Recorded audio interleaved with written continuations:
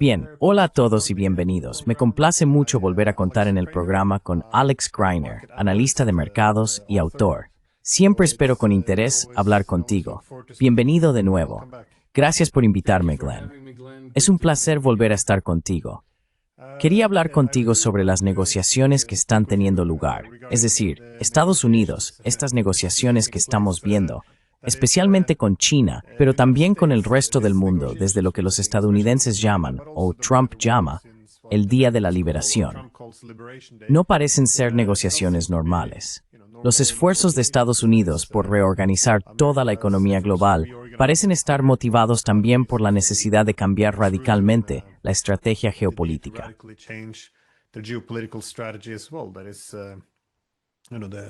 Es decir, el orden hegemónico resultó ser costoso. Agotaron sus recursos y las potencias emergentes están equilibrando colectivamente su poder en contra de ellos.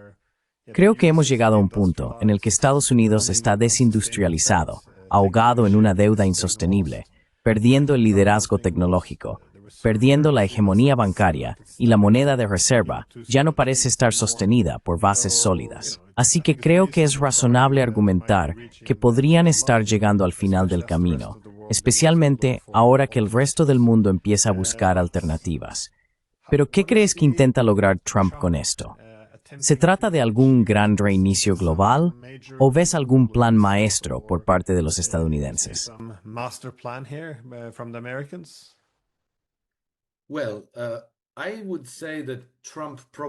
Bueno, yo diría que Trump probablemente tiene una misión. Y hasta ahora, creo que él y su gabinete, o al menos las personas que le son leales dentro de su gabinete, son sinceros al respecto. Creo que han articulado bastante bien esa misión cuando dicen que consideran que el orden global posterior a la Segunda Guerra Mundial está obsoleto. Marco Rubio incluso dijo que este orden global se está utilizando como un arma contra Estados Unidos. También dijo en la misma ocasión que la nueva realidad son las integraciones multipolares. Así que, como has señalado correctamente, y creo que como historiador lo apreciarás, es muy típico que cuando una nación se convierte en anfitriona de intereses imperialistas, esa nación, por regla general, y creo que prácticamente sin excepción, acaba agotada económica y militarmente, e incluso destroza su reputación diplomática en todo el mundo.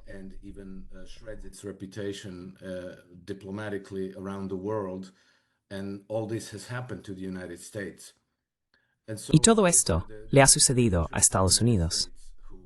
Por lo tanto, es natural que haya intereses dentro de Estados Unidos que ya no quieran desempeñar ese papel. Creo que Donald Trump representa esos intereses. Ahora bien, también existen aquellos intereses que tenían un papel en la gestión del imperio global, que se beneficiaban de ello. Y no me refiero al pueblo estadounidense, no al 99, pero están desesperados por aferrarse a esos privilegios y perpetuar el sistema que se los ha otorgado. Así que, como suele ocurrir, hay un conflicto interno. Creo que Trump sí quiere abrazar las integraciones multipolares.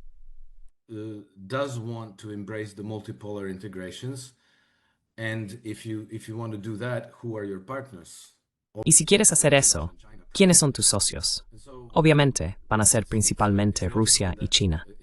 Así que en ese sentido, es lógico que Trump haya contactado a Vladimir Putin en 2 ocasiones, que hayan tenido 2 largas conversaciones. No sabemos de qué hablaron, pero está claro que su relación es cordial y constructiva. La preocupación de Trump es cómo vender el alejamiento de Estados Unidos de Ucrania al público estadounidense, al público occidental, y suscitar la menor oposición posible de quienes quieren que Estados Unidos continúe con su compromiso con Ucrania.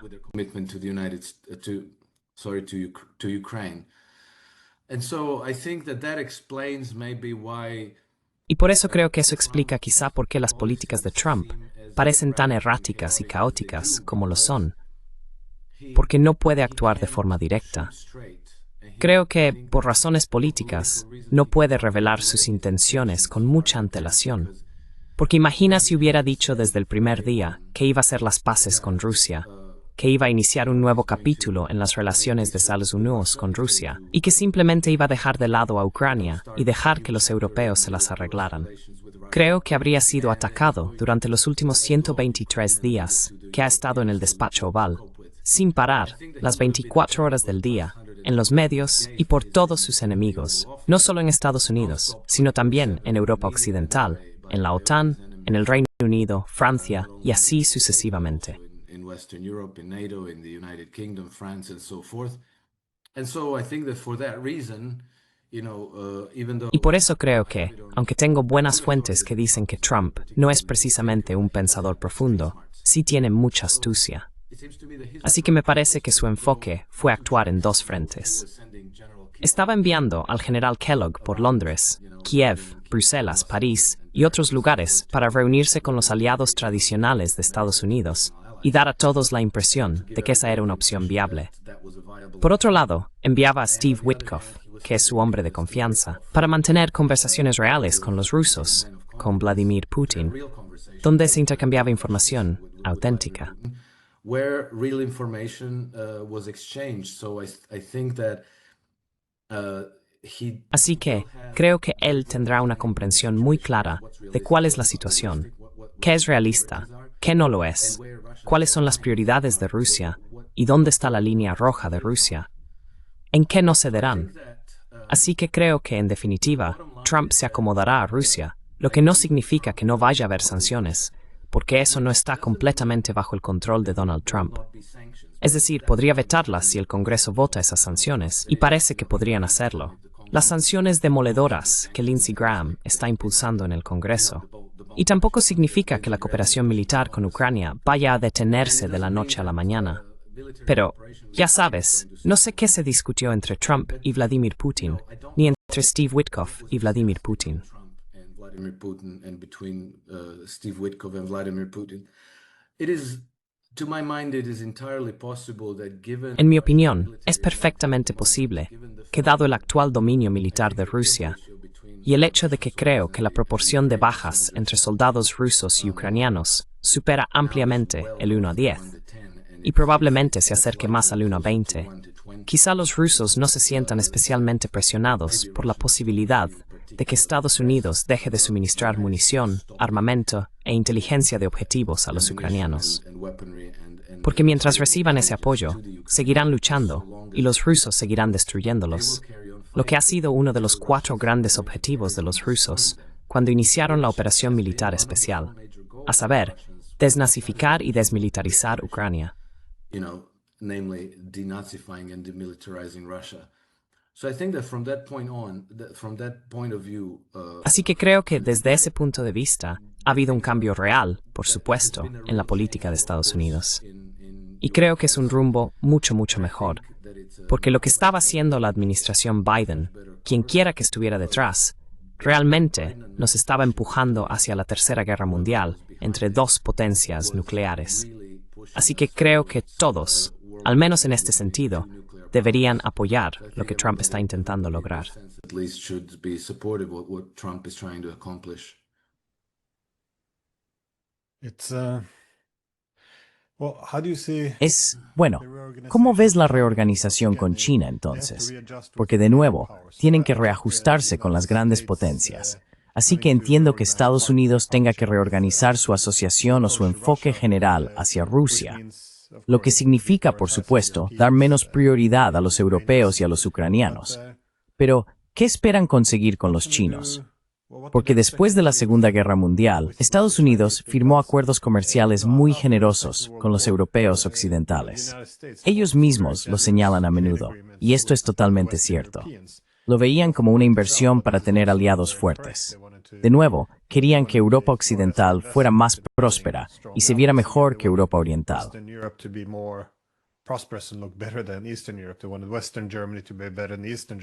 Querían que Alemania Occidental fuera mejor que Alemania Oriental, que Corea del Sur fuera mejor que Corea del Norte y que Taiwán fuera la mejor China en comparación con la China continental.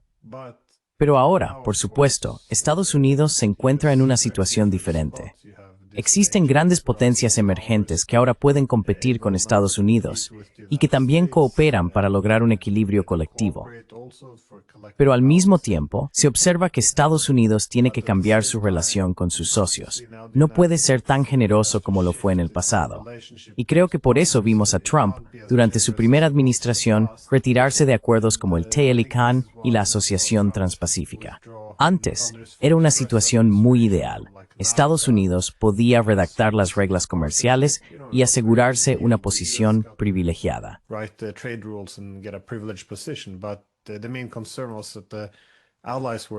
Pero la principal preocupación era que los aliados estaban extrayendo competitividad económica y poder industrial de Estados Unidos. Así que, sí, desapareciste un segundo. Bueno, iba a decir, este es mi punto. Estados Unidos ve la necesidad de contener a China, de que otros países corten sus lazos con los chinos. Pero están haciendo esto al mismo tiempo que reorganizan sus relaciones con sus aliados para que sean más extractivas. Así que están amenazando a los taiwaneses y a los japoneses al mismo tiempo que quieren que refuercen el cerco a China. Hay muchas contradicciones ahí. ¿Cómo ves que la administración Trump maniobre en esta situación?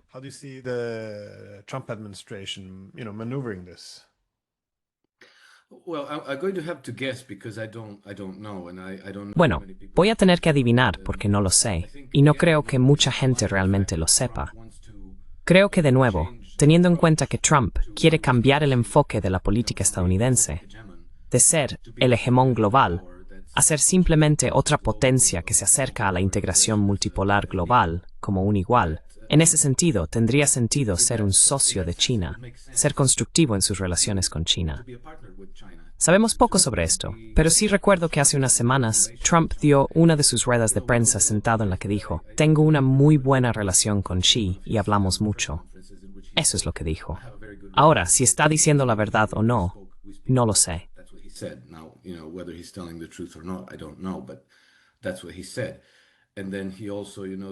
Eso es lo que dijo. Y luego también, ya sabes, para darse credibilidad, dijo: "Os habéis dado cuenta de que ya no lo llamo el virus chino, ¿verdad?". Así que eso me dice algo. Y creo que mientras Estados Unidos tenga confianza en su dinamismo económico, y pienso que personas como Trump, si acaso, tienen un exceso de confianza en eso, probablemente sienten que si se acercan a estas integraciones multipolares en igualdad de condiciones, Estados Unidos saldrá bien parado. Y, ya sabes, cuando hablas de ofrecer condiciones generosas a otras naciones, en realidad eso consistía en que Estados Unidos pedía dinero prestado a esos países para poder consumir de ellos, lo cual es una posición completamente insostenible.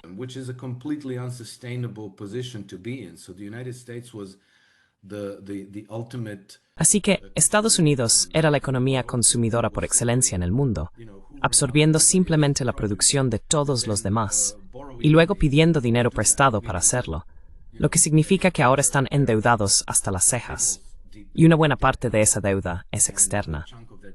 Así que obviamente ese enfoque es completamente insostenible, y tiene que haber un cambio. Incluso sobre este tema, las declaraciones explícitas de la administración Trump fueron que Estados Unidos quiere volver a ser una potencia industrial.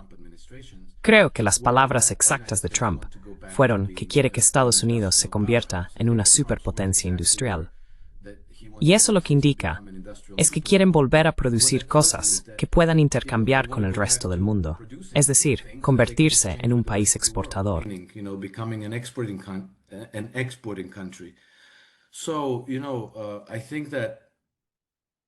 Así que, ya sabes, creo que ahora que existe un mercado muy grande en el sur global, porque ya no se trata únicamente de economías coloniales y extractivas, sino que la prosperidad en general está aumentando. Y creo que el año pasado leí, creo que fue del Banco Mundial o del FMI, que se sumaron unos 135 millones de nuevos consumidores globales a la economía mundial. Entonces, tiene sentido ser un país productor y exportador. Si yo estuviera en la Casa Blanca, eso me parecería sumamente atractivo. Y luego, sin mencionar que tienes a Rusia como posible socio, que es en términos de recursos naturales, la nación más rica del mundo. Y Vladimir Putin también ha sido explícito al decir que Estados Unidos es muy bienvenido a unirse a Rusia para desarrollar esos recursos juntos, en beneficio de todos. resources together to everybody's benefit. So to me that seems Para mí, eso resulta tan convincente y tan sencillo que ni siquiera debería ser polémico, salvo por el hecho de que aún persisten décadas de pensamiento arraigado, porque, incluso desde antes de la Segunda Guerra Mundial, Estados Unidos prácticamente se convirtió en el brazo ejecutor del imperio global, y la estrategia del imperio era completamente diferente. Consistía en mantener al sur global en la pobreza y utilizar a sus poblaciones como mano de obra barata para extraer sus recursos y enviarlos en bruto a las naciones occidentales, donde se transforman y el comercio se convierte en un flujo financiero, donde la riqueza fluye hacia Wall Street, la City de Londres y lugares como París, Tokio, Berlín y así sucesivamente. places like Paris and Tokyo and Berlin and so forth.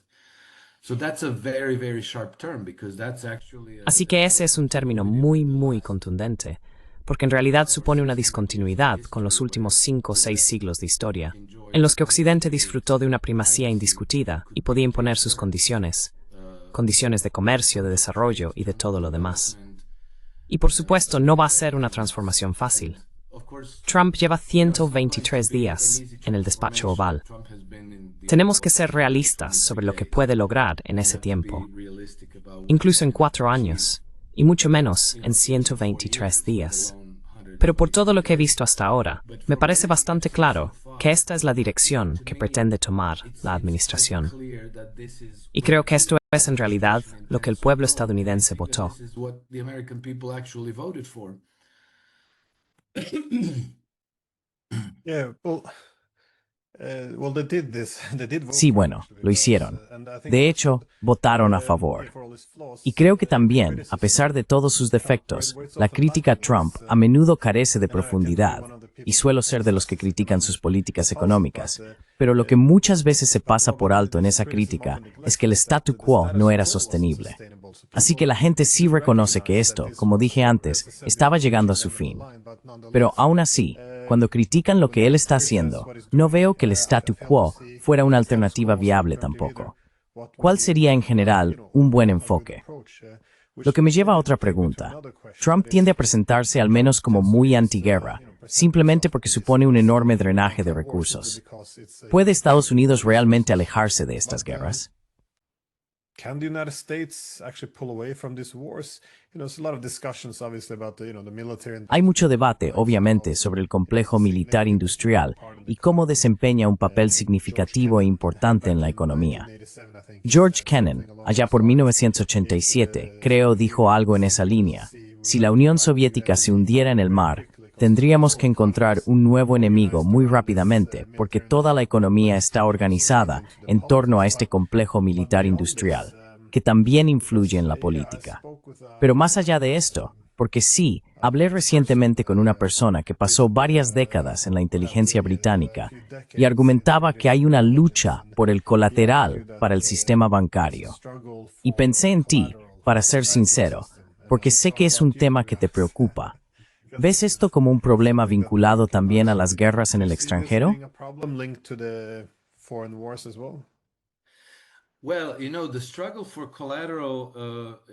Bueno, ya sabes, la lucha por las garantías es quizá en menor medida que los intereses arraigados que se han formado en torno a esta estrategia, en la que Occidente simplemente salió al extranjero y reclamó su parte de los recursos ajenos, convirtiéndolos en su propio aval financiero.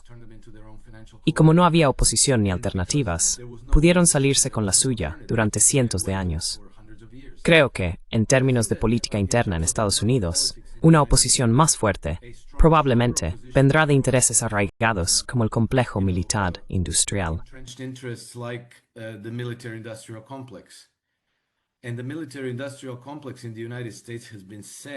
El complejo militar industrial en Estados Unidos se ha organizado desde 1950 de tal manera que distribuyeron deliberadamente varios contratistas por todo el país, de modo que había grandes contratistas militares en cada distrito electoral importante, haciendo prácticamente imposible oponerse a ellos.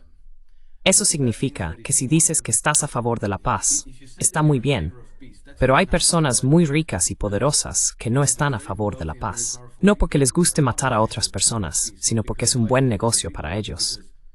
Cuanta más munición y aviones utilice el ejército estadounidense, más tendrán que hacer nuevos pedidos.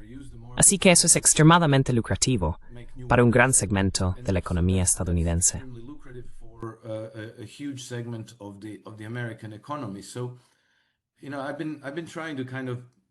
Así que, ya sabes, he estado intentando recalcar ese punto, porque la gente tiene que ser realista sobre lo que puede esperar de Trump.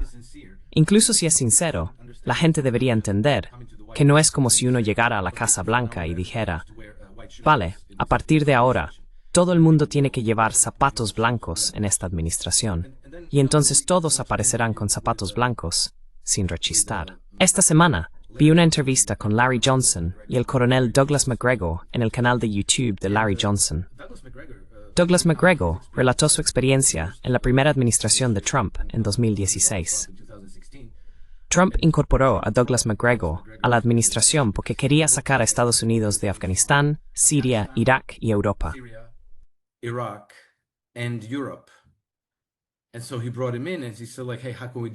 Así que lo llamó y le dijo, oye, ¿cómo podemos hacer esto? Y Douglas Macgregor le respondió, mira, puedes hacer una de esas cosas, no puedes hacerlas todas. Entonces Trump dijo, vale, céntrate en Afganistán, ¿cómo salimos de allí? Y Douglas Macgregor le contestó, bueno, es sencillo, solo tienes que firmar una orden ejecutiva. Así que redactaron una orden ejecutiva. A Trump le gustó mucho y la firmó. Y de repente, dice, se desató el caos. El secretario de Defensa en funciones, el Comité de Servicios Armados del Senado, los principales congresistas, senadores, todos acudieron a la Casa Blanca. Y decían, no podemos hacer esto, es una locura.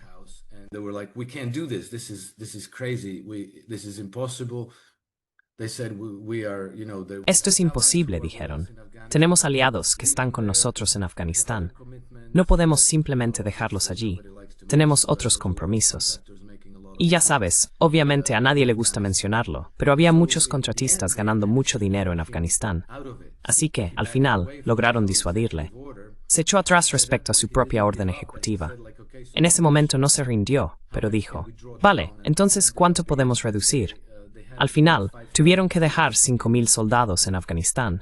Y estaba claro que esto era por los contratistas, porque no se podía poner en peligro el lucrativo negocio que todos estos contratistas tenían en Afganistán. Así que, aunque él es el comandante en jefe, y la gente piensa que es el hombre más poderoso del mundo, no fue capaz de sacar esto adelante.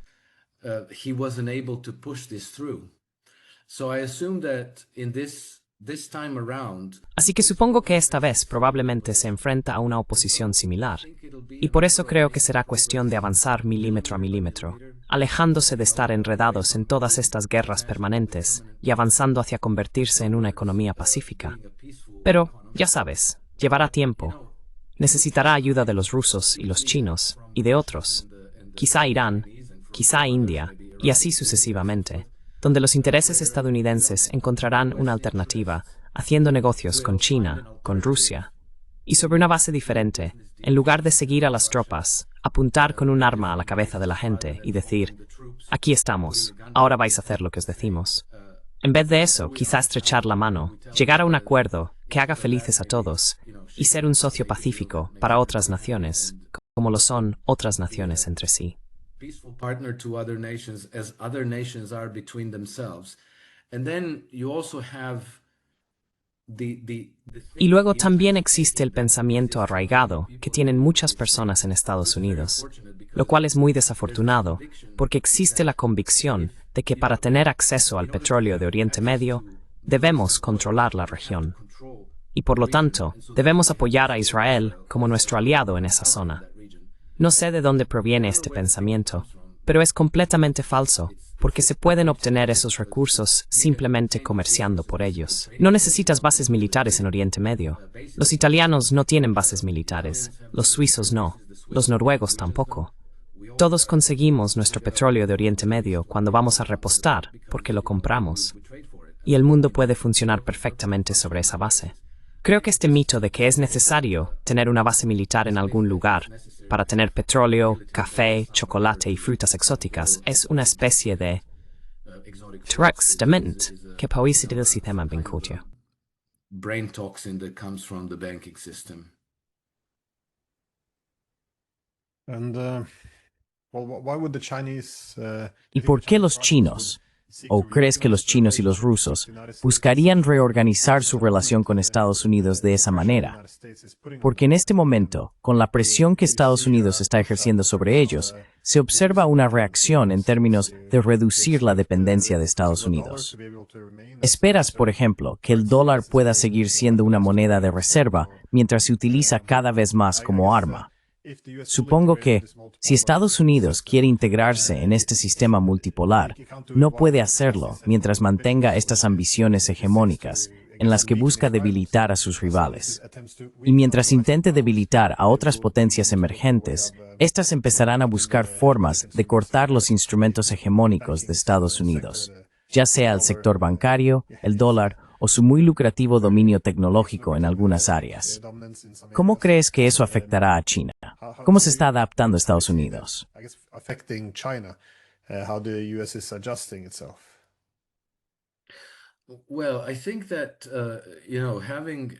Bueno, creo que, ya sabes, tener una moneda de reserva implica que tienes que hacer cumplir la normativa, y el comercio tiene que pasar por tus bancos.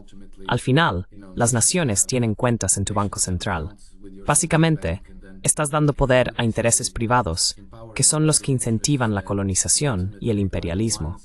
Así que, si quieres alejarte de eso, tienes que cambiar el sistema monetario y la forma en que interactúas con otros países en el mundo.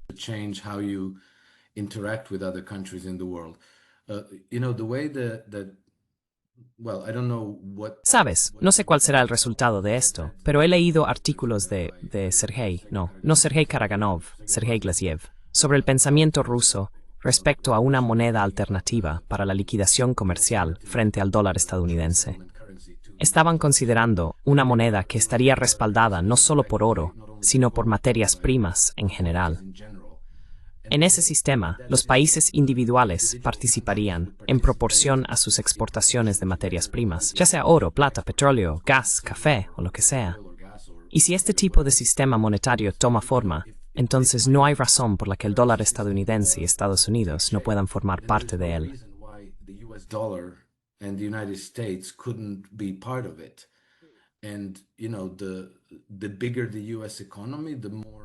Y cuanto más grande sea la economía de Estados Unidos, mayor será la parte de ese sistema que ocuparán los Estados Unidos. De nuevo, tendría que ser un sistema justo y no coercitivo. Y una vez más, creo que eso tiene todo el sentido para Estados Unidos, en la medida en que crean que tienen una economía capaz de competir en los mercados mundiales. Y creo que pueden hacerlo. Estados Unidos posee un dinamismo económico realmente extraordinario y una cultura emprendedora mucho más ágil que la que encuentro en Europa.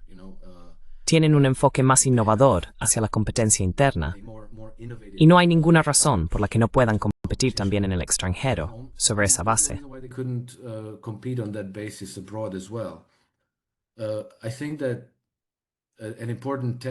Creo que una prueba importante de la agenda de Trump será si serán capaces de reformar el sistema bancario, porque sin reformar el sistema bancario, todo esto será muy difícil. Lo que será necesario es apoyar a las pequeñas y medianas empresas, que son en todas las economías los principales motores del empleo y también los principales motores de la innovación. Así que, si quieres tener industrias fuertes y competitivas y producción de bienes reales que sean útiles para la gente de todo el mundo, tendrás que ser capaz de asignar crédito a las pequeñas y medianas empresas. Y creo que, para lograrlo, es necesario reformar el sistema bancario, porque especialmente desde la última crisis financiera, la tendencia ha sido hacia la consolidación del sistema bancario.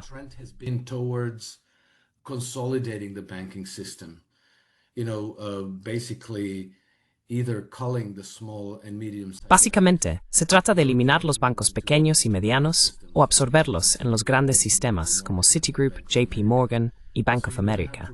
Así que tendrás que revertir eso para igualar las condiciones, equilibrar el espacio competitivo y permitir que los bancos pequeños, regionales y locales prosperen. De ese modo, podrían apoyar a las pequeñas y medianas empresas a nivel local. Entonces, ya sabes, Estados Unidos, utilizando ese mismo sistema, puede integrarse en sistemas multipolares exactamente de la misma manera que cualquier otro país. Eso es algo bueno para todos. Pero la mentalidad arraigada y los intereses establecidos hoy en día siguen luchando por el poder, intentando que Trump vuelva a ser la fuerza policial global y que el país esté permanentemente en guerra en todas partes. Esa va a ser una lucha larga. That's going to be a long struggle. But in this, Pero en este reinicio global, ¿o cuáles son los otros principales desafíos? ¿O consideras esto un reinicio, si lo prefieres, o simplemente un reinicio de la economía y de la economía global? Bueno, ¿qué más hay que hacer? Realmente quieren ser la única moneda de reserva, porque siguen hablando de reindustrialización. Pero normalmente, los países que buscan industrializarse rápidamente han seguido políticas muy neomercantilistas. very neo-mercantilist policy, so you keep your currencies weak, so you Así que mantienes tus monedas débiles, de modo que no haya tantas importaciones y maximizas tus exportaciones. Con el tiempo puede que tengas que apretarte el cinturón, pero al menos el poder productivo fluye hacia el país. Acumulas algunas reservas. Quiero decir, es esto lo que quieren hacer, pero al mismo tiempo no pueden permitir que el dólar esté demasiado alto. Tampoco pueden fortalecer demasiado el dólar. Entonces, ¿cómo logras esto? ¿O qué harías tú? Porque es fácil ver cómo Trump ha estado dando tumbos. Pero ¿qué pueden hacer? ¿Qué puede hacer Estados Unidos en esta situación? ¿Y qué debería hacer? Well, you're absolutely right. If you're going to Bueno, tienes toda la razón en que si vas a reindustrializar tu país, tendrás que aplicar ciertas políticas de protección para tus industrias nacionales. Eso significa que tienes que alejarte de la política de libre comercio. Y de eso iba el día de la liberación de Trump, porque quería introducir aranceles precisamente para crear un espacio protegido en el que los fabricantes estadounidenses pudieran prosperar y desarrollarse. Debilitar el dólar, sí, eso debería formar parte de la estrategia. Pero ¿cómo se consigue eso? No lo sé exactamente. No puedes depreciar una moneda de libre flotación, pero de alguna manera, y no pretendo saber exactamente cómo lo lograron, cuando Donald Trump llegó al poder, el dólar cotizaba frente al euro a unos 1,3 dólares por euro. $1.03 to the euro. Well, now it's almost Bueno, ahora está casi a 1,14 dólares por euro, lo que significa que en solo estos 3 meses, las exportaciones europeas a Estados Unidos se han encarecido entre un 9 y un 10%, y las exportaciones estadounidenses a Europa se han abaratado entre un 9 y un 10%. Así que, si esto es una casualidad, o si hay una política concertada detrás, realmente no lo sé. Pero va a requerir muchas medidas. Algunas de ellas pueden ser encubiertas. Quizá manipulación del mercado para debilitar el dólar, aranceles y demás. Pero llevará tiempo, y sabremos más después de lo que podemos suponer en este momento. Pero el simple hecho de que Trump haya hecho esta gran y audaz jugada con los aranceles, te dice que esto es lo que pretende hacer, que esta es la política de la administración. This is the administration's policy. Well, I guess my final question goes on the Bueno, supongo que mi última pregunta va en la misma línea sobre este reinicio. De nuevo, él reconoce que todas estas guerras internacionales son un drenaje de recursos, y sí, veo que esa es la principal motivación para ponerles fin. Por supuesto, podría oponerse a ellas por razones humanitarias o lo que sea, quizás, pero, aún así, parece que la preocupación principal es, supongo, el retorno de la inversión, ya que se está convirtiendo en una propuesta perdedora. Así que puedo ver esto como parte de la reorganización de Estados Unidos y del mundo, abandonando el papel de policía mundial y retirándose. Sin embargo, el único caso que parece ir en contra de esto es el de Oriente Medio, donde parece que Gaza va a ser limpiada étnicamente. Y también ahora, de forma más preocupante, Irán, donde se ve la posibilidad de que Israel ataque a Irán. Entonces tendría que ser, al menos en cierta medida, con la ayuda de Estados Unidos. ¿Cómo interpretas esto? ¿O no crees que Trump apoyaría algo así? For me, it's very difficult to make sense out of that because Para mí es muy difícil entender eso, porque para mí no tiene ningún sentido. Sabes, toda la política hacia Israel, hacia Irán, hacia Yemen, parece tan incoherente y absurda que sospecho que debe de haber un razonamiento diferente detrás. Intento adivinar cuál podría ser. Por ejemplo, el 15 de marzo, Trump lanzó la Operación Rough Rider y empezó a bombardear Yemen, justo después de la Operación Prosperity Guardian, que había estado bombardeando Yemen durante los 15 meses anteriores sin lograr absolutamente nada. Y entonces lanzas algo que es exactamente igual que la operación anterior, como si de alguna manera fueras a obtener un resultado diferente solo porque cambiaste el nombre de la operación. Así que me pregunto, ¿de qué va todo eso?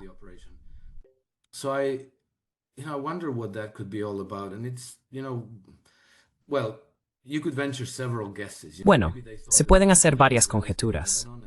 Quizá pensaron que harían lo mismo que hicieron los israelíes en Líbano, y tal vez decapitarían el liderazgo de Ansar Allah.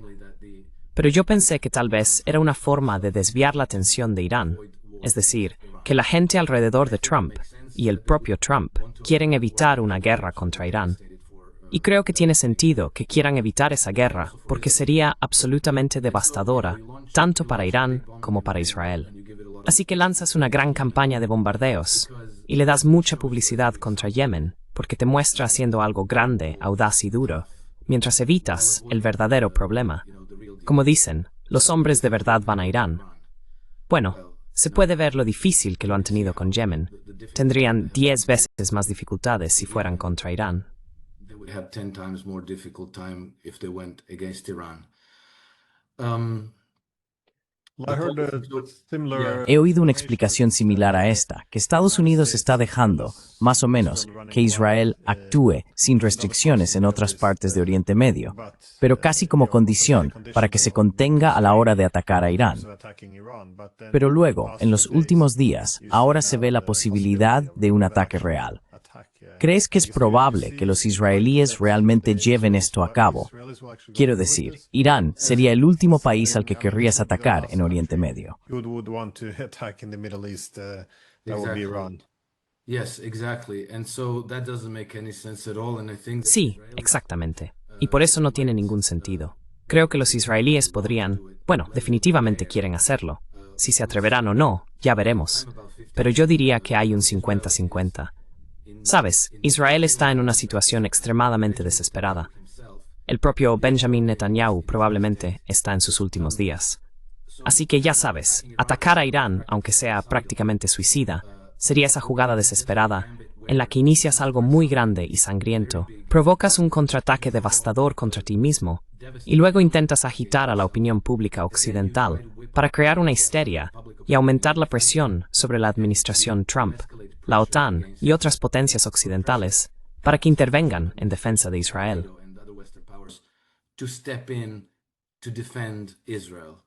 And then maybe in this massive Y entonces, quizá en esta enorme conflagración bélica, te das a ti mismo una esperanza de vida prolongada. Si las cosas siguen como están, creo que es casi seguro que Israel colapsará, que Benjamin Netanyahu probablemente acabará en prisión, y que podría estallar una guerra civil en Israel. Si eso ocurre, entonces no se puede predecir el resultado, pero es muy probable que Israel deje de existir en la forma en que existe ahora. Y de una manera muy indirecta, podríamos acabar convergiendo en una solución de un solo Estado. Así que los israelíes están ahora tan desesperados por evitar el colapso de su propio Estado y sistema político, que podrían hacer algo tan imprudente y desesperado como eso. as reckless and desperate as that. I hope that Espero que los rusos intervengan, porque han ofrecido mediar entre Irán y Estados Unidos, y esto podría apaciguar las llamas hasta cierto punto. Los rusos también tienen cierta influencia sobre los israelíes, ya que más de 2 millones de ciudadanos israelíes proceden de Rusia. Así que podrían tener suficiente influencia para frenar a esos exaltados en Israel, que están en una misión fanática y mesiánica, que a nivel racional no parece tener ningún sentido. Así que creo que hay un 50% de posibilidades de que esto estalle, y realmente espero que la mediación rusa ayude a la situación, como una especie de retardante de llamas. the situation as a sort of a flame retardant. Yeah, I think that could be the solution. I heard it Sí, creo que esa podría ser la solución. He escuchado esto muchas veces antes. Bueno, los rusos, por supuesto, están involucrados. También podrían supervisar este programa nuclear que preocupa mucho a los estadounidenses. Y de hecho, los rusos son un socio importante de Irán. Ellos tampoco quieren que Irán tenga estas armas. They don't want Iran to have these weapons either, so Well, that the means- Iranians don't want to have those weapons either. Los iraníes tampoco quieren tener esas armas. Probablemente no las necesiten, porque ahora tienen estos misiles hipersónicos, que prácticamente vuelven obsoletos a los misiles nucleares. Destrucción gratuita, sin ningún beneficio estratégico. Mientras que con los misiles hipersónicos, podrías obtener la ventaja estratégica sin la destrucción gratuita, y los iraníes saben que la tienen. Así que están muy dispuestos a renunciar a la ambición de poseer armas nucleares. Y luego, hay que recordar que en 2018-2019, los rusos intervinieron con éxito en Siria después de los ataques químicos en Ghouta. After the Ghouta chemical attacks, and there was high risk that there was going to be a major. Y existía un alto riesgo de que estallara una gran guerra, porque ya sabes, esa era la línea roja de Occidente, y estaban dispuestos a intervenir, y habría una guerra muy, muy grande en Siria. Y los rusos dijeron, oye, ya sabes, vale, vamos a ayudarte a asegurarnos de que los sirios entreguen sus armas químicas. Las reservas que había disponibles fueron destruidas en barcos de la Marina estadounidense. Los rusos supervisaron, los estadounidenses supervisaron, y esa situación se desactivó con éxito. Así que quizá posible que un escenario similar ocurra en Israel. Absolutamente. Scenario play out in Israel. Yeah. Well, it's often all predictions that Bueno, depend on- a menudo ocurre que todas las predicciones dependen de la suposición de la racionalidad de los actores clave. El problema ahora es que estamos llegando a un punto de ruptura en muchos países. Es decir, Estados Unidos tiene grandes problemas con su economía. En Europa hay una gran desesperación porque estamos perdiendo la guerra de Ucrania. En Israel podrían enfrentarse a un colapso. Así que creo que cuando los países están desesperados, a menudo cosas insensatas. Ya no confío tanto en la racionalidad. Pero en fin, Alex Kreiner, siempre un placer hablar contigo. Gracias por tu tiempo. Always great to speak with you. Thank you for your time. Thank you for. Gracias por invitarme, Glenn. Ha sido un placer. Hasta la próxima.